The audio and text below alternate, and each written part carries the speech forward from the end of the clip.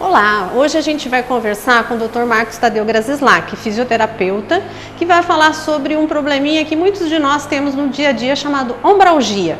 Venha comigo, você vai gostar. Vamos conversar com o Marcos Tadeu. Tudo bem, Marcos Tadeu? Tudo bem, Tânia? Marcos Tadeu, hoje o nosso assunto aí é um pouquinho doloroso, não é? A gente vai falar de ombralgia, é isso? É isso aí, uma dor que normalmente surge, pode ser decorrente de inúmeros outros problemas, né? E que a gente precisa estar atento, se necessário, tratar isso o mais precocemente possível para evitar uma possível complicação mais séria. Problema maior, então. Um problema maior. E o que é ombralgia? Porque a gente já, pelo nome, diz que é ombro, mas o que é ombralgia? Ombralgia, ela é um sintoma, né? É popular dor no ombro. A ombralgia, ela pode surgir por inúmeras situações. Pode surgir por um trauma, ela pode surgir por um processo osteoarticular degenerativo, ela pode surgir por uma discinesia, um desequilíbrio da musculatura que vai levar à sobrecarga de algumas estruturas do ombro, que são estruturas extremamente imóveis, né? E esse desequilíbrio pode trazer complicações que precisam ser tratadas e o ideal é que sejam em fases iniciais, tanto para limitar custos, como também para evitar processos degenerativos maiores ou até intervenções cirúrgicas. Né, você pode evoluir para uma coisa pode evoluir. Grave. Então a ombralgia seria um sintoma de uma determinada situação clínica instalada no ombro. Então, se eu carregar uma bolsa muito pesada, sempre no mesmo ombro, posso desenvolver uma ombralgia? Veja bem, Tânia, o que acontece? Normalmente, o ombro ele é uma articulação a mais móvel do corpo, né? E normalmente ela tem uma instabilidade dada por ligamentos inicialmente e estruturalmente externa por músculos. E esse equilíbrio muscular entre os músculos é que vai fazer com que você tenha uma mecânica, né, uma biomecânica normal, fisiologicamente normal. Quando nós passamos, obviamente, da terceira década de vida, nós começamos a ter modificações de ordem estrutural, ou seja, nós começamos a ter uma fase mais catabólica do que anabólica. Para o telespectador entender, está ficando velho. Está ficando velho, a gente está perdendo mais do que ganhando. E nesse momento, os tendões lá do ombro, que são tendões que tem uma vascularização um pouquinho mais devagar, um pouquinho mais dificultada, por forças de tensão, tração, nós chamamos isso de forças dinâmicas de tensão e tração, vão fazer com que essa vascularização não ocorra adequadamente, vai sobrecarregando o tendão fadiga e o tendão cansado vai começar a sofrer microlesões e até evoluir para uma lesão mais séria. Um quadro de dor mesmo, né? E aí as dores a dor é um sinal, né? Eu gosto muito e sempre falo para o paciente que a dor é uma ferramenta. Nós precisamos entender a dor como lesão tecidual. Então, se tem dor, a gente precisa prestar atenção no que está acontecendo. E quais são as patologias, então, que causam essa dor? As mais comuns, que você sempre falou que a bolsa aí pesada pode influenciar, mas então, previamente é uma patologia. No indivíduo jovem, é muito comum a gente ter os mecanismos de trauma, e existe uma síndrome chamada síndrome do impacto do ombro, que normalmente ela vai acometer, se for um indivíduo jovem, por um trabalho, um esforço, desporto, uma atividade de arremesso. E, por exemplo, a pessoa que trabalha no computador, digitando, ele pode desenvolver esse tipo de dor? Pode desenvolver esse tipo de dor, porque normalmente nós trabalhamos com cadeias, né? Eu não tenho como, no computador, me preocupar com mãos e punho. Eu tenho que me preocupar com uma estrutura. E hoje tem trabalhos, por exemplo, tem um trabalho americano, do Josp, que em 96 ele fala que modificações da postura do pescoço em computador mudam o esquema mecânico de alinhamento da escápula, desse osso das costas, fazendo com que ocorra um desequilíbrio da articulação do ombro. Então, eu posso ter uma má postura desencadeando dor no ombro por uma modificação mecânica da funcionalidade da articulação. A má postura, gente, é você andar torto, é você sentar errado, é você andar errado, não é isso, Marcos Tadeu? É um desalinhamento, né? Obviamente nós temos simetrias estéticas, né? E quando a gente quebra esse padrão de simetria estética, obviamente a gente modifica a postura. Aí nós chamamos isso de má postura, né? Isso aí também tem outros agravantes, né? O gordinho, por exemplo. O peso corporal, né? É um problema. É um negócio que não é o teu caso. Não é o meu problema, por enquanto, né? Não, tá beleza. O peso corporal, ele contribui. O ambiente de trabalho, eu não tenho como desconsiderar o indivíduo que está 8, 10 horas numa mesma rotina de trabalho. Então, eu tenho que perguntar, né? Como é que está o teu trabalho? Não posso pensar na patologia, tenho que pensar em tudo que acontece na vida do cara. Envolve o indivíduo, que envolve Então, você que trabalha muito tempo sentado, muito tempo em pé, às vezes aquela dor que você sente pode ser fruto disso, né? Volto ao que nós falamos há pouco, né? Dor é sinal de lesão tecidual. Então, se você tem dor, é sinal que provavelmente está fadigando. E é muito comum a pessoa falar assim, olha, de manhã eu estou bem, trabalho bem até 2, 3 horas da tarde. 3 horas da tarde começa a queimar as costas, começa a dar uma dor no cotovelo. Então o que acontece? A musculatura começa a não ter resistência mecânica para aquele trabalho que está sendo exigido. Como não tem resistência, ela vai começar a trabalhar em sobrecarga. E vai doer. E vai começar a fazer microlesão tecidual. E a microlesão tecidual vai fazer concentrar substâncias que vão irritar terminações nervosas, que vão conduzir a dor, que vão produzir esse desconforto. E você falou aí de queimação, né? Quais são os sinais que mais comumente pode se observar aí para você saber que você está desenvolvendo esse tipo problema no ombro. Um problema. Normalmente a gente precisa prestar atenção assim. Modificações do arco, ou a gente chama isso de arco doloroso, né? O indivíduo vai vestir a blusa, sentiu dor. Vai guardar a carteira, sentiu dor. Vai fazer higiene no banheiro, sentiu dor. Né? Coisas do dia a dia, à noite, né? A pessoa é muito comum, a pessoa fala assim, de dia eu trabalho, movimento, eu não sinto dor no ombro. Mas à noite eu acho que eu durmo em cima. E aí existe uma relação muito legal, porque não é que você dorme em cima à noite. À noite você sai da ação do vetor gravitacional. Então você deita de lado, o que acontece? O manguito relaxa, normalmente traciona por relaxamento, começa a comprimir normalmente o tendão do supraespinal, que é um tendão que tem uma vascularização mais dificultada, né? E essa vascularização mais dificultada vai começar a provocar dor. Aí a pessoa fala assim, eu tenho que levantar, eu vou ao banheiro, a minha dor passa. Mas é que tira aquele peso. Ela levantou, ficou na vertical, a gravidade vai tracionar o ombro, vai aumentar o espaço subacromial, né, que é o espaço entre o osso do acrômio e o osso do braço. Esse espaço vai aumentar, vai diminuir a dor, a pessoa vai se sentir melhor. Então esses sinais são bem característicos. Arco doloroso, limitação da amplitude, né? A pessoa, eu não consigo mais colocar o cinto, eu não coloco mais meu sutiã, né? Eu tenho que pentear o cabelo com a outra mão agora, porque eu não consigo pentear com a mão direita. Não ergue o braço mais. Exatamente, então limitação da amplitude, arco doloroso, perca de força, né? A pessoa, poxa, eu vou levantar a coberta, não é que eu sinto dor. Eu vou tomar alguma coisa, eu vou segurar a jarra para servir alguém no almoço, eu sinto dor. Isso é um sinal de limitação funcional. Pode chegar assim a até perder força por essa dor aí constante? O que acontece, Tânia, é muito comum as pessoas falam assim, mas eu tenho dor e aí eu perdi a força.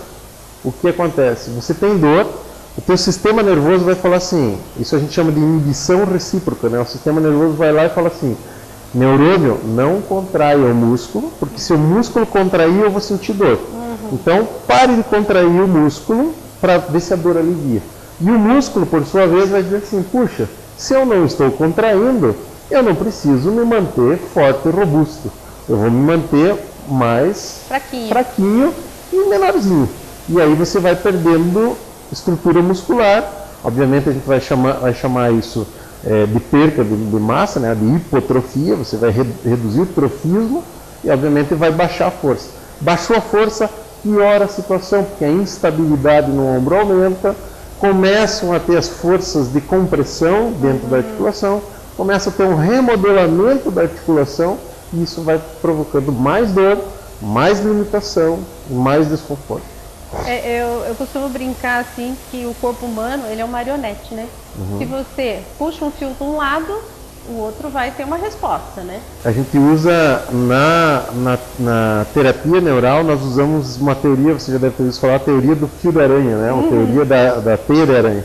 Eu puxo a teia da aranha embaixo, ela movimenta em cima. Exatamente. Então o que acontece? Desequilíbrios no tronco vão levar a sobrecarga no ombro e vão levar a limitações funcionais do cotovelo, e normalmente a gente precisa pensar em cadeia, né? A gente precisa pensar em estrutura. Para quem não sabe, também a gente está conversando aqui, tão conhecido um do outro, né? O Marcos Tadeu foi meu aluno, né? Então é um rapaz aí, você vê como faz tempo que eu dou aula, né? Faz um bom tempo, que eu era magro, bonito e cabeludo. Fica por conta da tua esposa. O bonito isso, mantém-se ainda, né? Tá certo. E quando a gente deve fazer atividade física? Porque normalmente a gente fala assim, eu tô com dor, eu não posso fazer nada, eu não posso me mexer. Então essa atividade física, e para quem tem a dor, como é que fica isso? A tua pergunta é muito importante agora, Tânia, porque é muito comum um jargão popular as pessoas falarem assim: você tem dor no ombro, Tânia? Vá para a academia fazer fortalecimento, né? E aí, o que acontece? Quando você tem normalmente um desequilíbrio, nós chamamos tecnicamente de discinesia, né? Desequilíbrio, você vai fazer com que essas estruturas provavelmente estão dessa forma porque estão em desequilíbrio, estão fracas. Se nós formos para a academia para tentar um fortalecimento e não tomar o cuidado de controlar algumas coisas, a gente pode exceder na carga de trabalho e aumentar a lesão. Na situação do ombro, é muito comum a gente ter um remodelamento da cápsula, da bolsa que reveste a articulação. Então, se você já tem um remodelamento da bolsa, você tem limitação do movimento, você tem dor, e você for fazer um trabalho de fortalecimento nessa situação, obviamente o músculo vai comprimir mais, vai aumentar a força de compressão, a dor vai piorar. Então nós precisamos inicialmente tratar a dor como uma situação crítica, para depois, numa fase posterior, e bem indicado, iniciar o fortalecimento. Nessas horas é muito bom procurar um profissional correto, um fisioterapeuta. Por isso, exatamente, o exercício hoje, ele é medicamento, né? Nós precisamos hoje do exercício como medicamento para tratar o ombro. Então você tem que tomar o cuidado de buscar um profissional orientado, que te oriente para isso. Então a gente já continua essa conversa com o Marcos Tadeu para entender bem essa história aí de profissional que vai atender, e ele vai mostrar algumas técnicas também que ele faz no dia a dia dele. A gente já volta. Então voltamos agora aqui com o Marcos Tadeu, ele vai mostrar algumas coisas para a gente de tratamento, mas antes me conte essa história de tratamento. Como é que é a prevenção? Dá para eu não ficar doente? Dá para eu não ter a dor? Tânia, no primeiro momento, assim, se você tem uma atividade laboral, uma atividade esportiva que exige excessivamente o ombro, obviamente você tem uma tendência estatística de ter mais dor ou mais lesão. Obviamente um trabalho de fortalecimento vai ser bem indicado para prevenir isso, né? Prevenção, o fortalecimento dos rotadores é muito importante, exercícios que trabalham a amplitude, né? O alongamento de todas as mobilidades do ombro também é importante. Você vai mostrar daqui a pouco, né? Vou mostrar daqui a pouco. Isso é importante para prevenir, né? Obviamente, situações do trabalho, como já comentamos, precisam ser revistas, né? Como a altura da mesa para apoio do antebraço, a altura do monitor, postura de trabalho, né? Já falamos que a postura é uma situação que incrementa a dor, né? Então a gente precisa tomar esse cuidado. Eu diria que prestar atenção na postura, na jornada de trabalho, em relação à atividade físico-desportiva é importantíssimo. E dentro de casa, carregar filho? Essa é uma situação complexa, né? Porque normalmente o filho tem uma carga progressiva, né? O filho está engordando, ele está crescendo, vai ficando mais pesada, a mãe não tem tempo de fazer, obviamente, exercício de maneira orientada e coordenada, vai perdendo massa, né? A sarcopenia vai se instalando, e a sarcopenia, perca de massa, né? E a pessoa vai levando a sobrecarga do ombro. Então, precisa-se sempre, eu acho que o treinamento de força, quando eu digo treinamento de força... Antes da lesão, né? Antes da lesão. É importantíssimo para prevenir isso, né? A partir do momento que a lesão está instalada, aí nós precisamos fazer uma avaliação do paciente. Na fisioterapia nós fazemos uma avaliação cinética funcional. do movimento e da função, né? Se está doendo então, e se está movimentando. Doendo, se tem amplitude, né? Então o que a gente vai examinar? Nós vamos examinar a amplitude do movimento, né? Nós vamos examinar as rotações, nós vamos examinar a força para rodar interno, a força para rodar externo, nós vamos examinar algumas posturas dolorosas, né? E dependendo da limitação, nós vamos fazer um trabalho específico para isso. Se você, vou pedir para ele ficar em pé um pouquinho, se você prestar atenção, vou pedir para você abrir os braços, né? Quando nós movimentamos o braço, nós temos uma... Abre e fecha, abre e fecha. Quando nós movimentamos o braço, nós temos um equilíbrio, uma sinergia entre a escápula e o ombro. Normalmente, quando surgem os problemas do ombro, surgem os desequilíbrios nessa situação. Então, surgem as discinesias entre a escápula e o húmero. Então, nós precisamos corrigir isso com algumas técnicas, né? Pode sentar de novo. E aquelas pessoas que têm desvio de coluna, que é a escoliose, que é desviar para o lado, pode isso também ser a causa da dor? Também pode, a escoliose pode mudar o plano de inclinação da escápula, mudando a força de translação, a força de deslocamento da cabeça do húmero, provocando dor no ombro. E a criançada que usa aquelas mochilas horrorosas, pesadas, como é que fica essa história? Essa história é complexa, né? Porque assim, os modismos sempre vão fazer com que as crianças carreguem a mochila de um lado, né? Evitem as rodinhas, porque não é legal carregar careta, né? E tal, então isso pode ser um fator. Aí eu digo que também uma função do profissional de educação física lá na escola, durante as aulas, durante a avaliação do início do ano, intermediária e final, ele prestar atenção e acompanhar. Hoje todo mundo tem câmera, né? Orienta. Tira uma foto, faz uma avaliação postural e percebe se essas modificações estão. A mochila lá colocada nos dois apoios de ombro, daí tudo bem. Ótimo. Só não pode ter peso. A mochila precisa distribuir o peso. Normalmente ela não deve ultrapassar 10% do peso corporal, né? Então se a criança pesa aí 20 quilos, ela deveria no máximo 2 quilos de porque às vezes a gente vê criança saindo da escola, que a criança é desse tamaninho, a mochila é quase o tamanho da criança. Exatamente. Aí é uma situação que obviamente vai contribuir. Que vai causar problema. Vai contribuir. Então, vamos para o tratamento do ombro. A curiosidade sempre aparece. Então, a pessoa chegou para o tratamento, ela tem uma limitação de amplitude, normalmente essa amplitude é dolorosa entre 60 e 120. Então, se você está em casa, tem dor no ombro, entre mais ou menos 2 palmos, um palmo da cintura até mais ou menos a altura do rosto, isso quer dizer que você pode ter um problema no ombro. A gente chama isso de arco doloroso. Quando o arco doloroso existe, é sinal que o espaço dentro da articulação diminuiu. Então, toda vez que a pessoa levanta, esse tendão é impactado, esse tendão é chanfrado nessa região do ombro. É isso que você fala de síndrome do impacto? Por isso que a gente chama de síndrome do impacto. E a gente vai ter que usar normalmente as manobras de descompressão trazem um alívio imediato na primeira sessão. Então, uma manobra, por exemplo, que a gente trabalha é a depressão da cabeça do húmero. Relaxa o braço, então eu deprimo a cabeça do húmero e faço o movimento articular de elevação.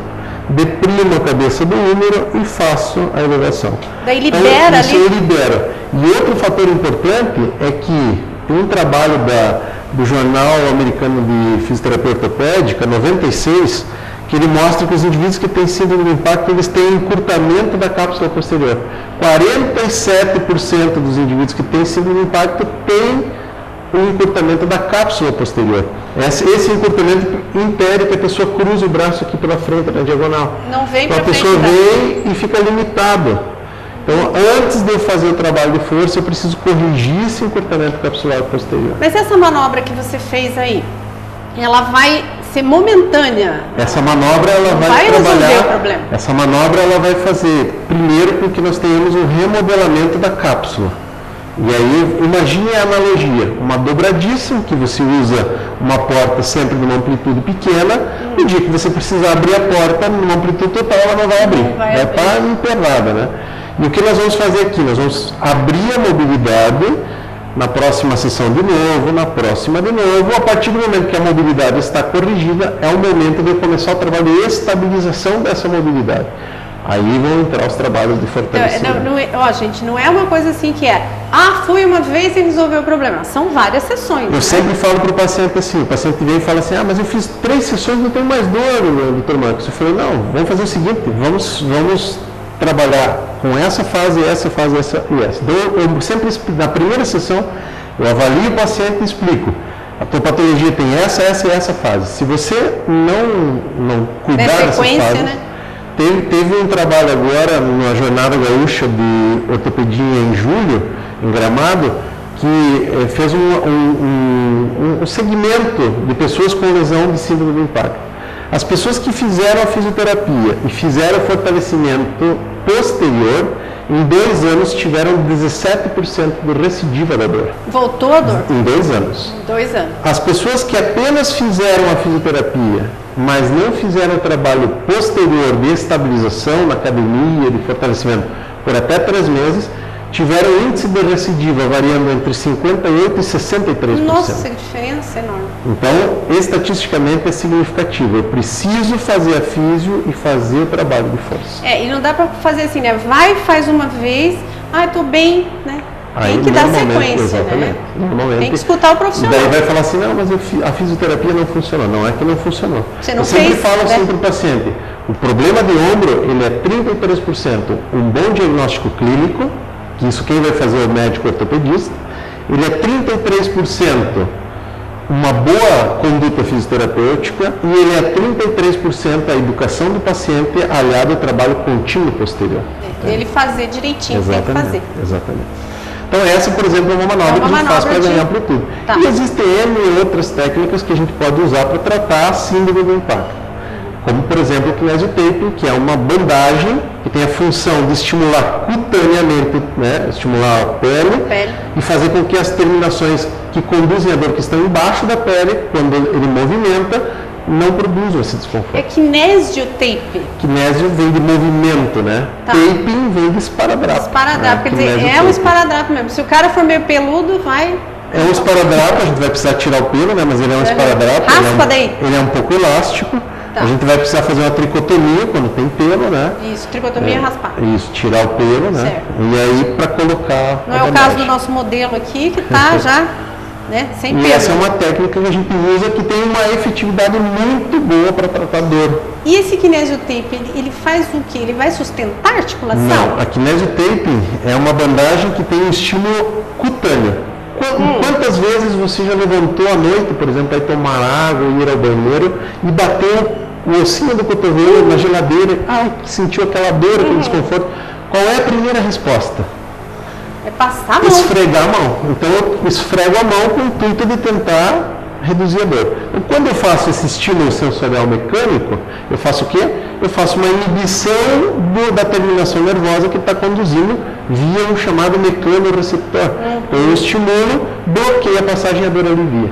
A bandagem vai fazer mais ou menos esse trabalho. Então você vai ver que depois que a gente colocar, quando ele movimenta, a bandagem, não sei se vai dar para a imagem perceber, mas ela tem pequenas ondulações de adesivo. Certo. Então, dependendo do movimento que a pessoa faz, essas ondulações tracionam a pele e geram mais ou menos esse estímulo contínuo mecânico. Dá um conforto. Tudo isso alivia a dor. Exatamente. E como é que coloca isso aí? Como é que a gente vai colocar? A gente vai colocar ela primeiro com uma situação...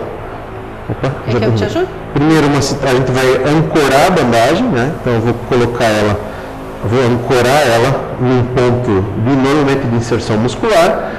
Vou colocar o braço, o ventre muscular, numa situação de alongamento. Vou pedir para você segurar aqui para mim. A gente vai colocar essa bandagem numa situação de alongamento, né? Então eu vou normalmente gerar uma força de tração. Depende da bandagem, eu vou precisar de 25%, dependendo da técnica que eu quero usar 50%. Faço uma tração e coloco mais ou menos nessa posição.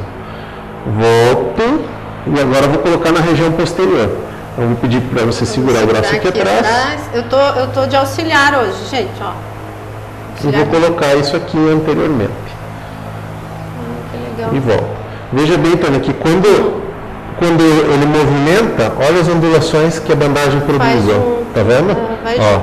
Quanto mais ele movimenta, né, mas ele vai produzir ondulações. Essas ondulações são as trações que geram sobre a pele.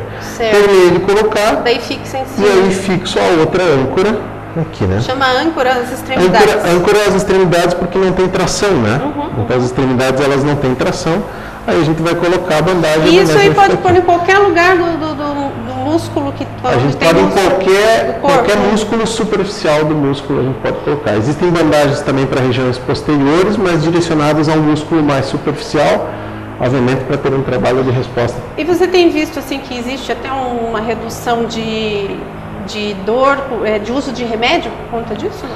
Olha, normalmente eu tenho uma procura muito grande de pacientes, eu uso isso aqui como parte do tratamento, mas tem uma procura muito grande de pacientes que vêm para buscar para alívio de dores. Para alívio de dor. Alívio de dores. Então, olha, fica a dica do Dr. Marcos Tadeu, fisioterapeuta, né, de toda essa mecânica que existe para tratar a dor do ombro. Né? Muito obrigado pela sua presença aí. Foi um prazer, Tânia, revê-la, estar aqui.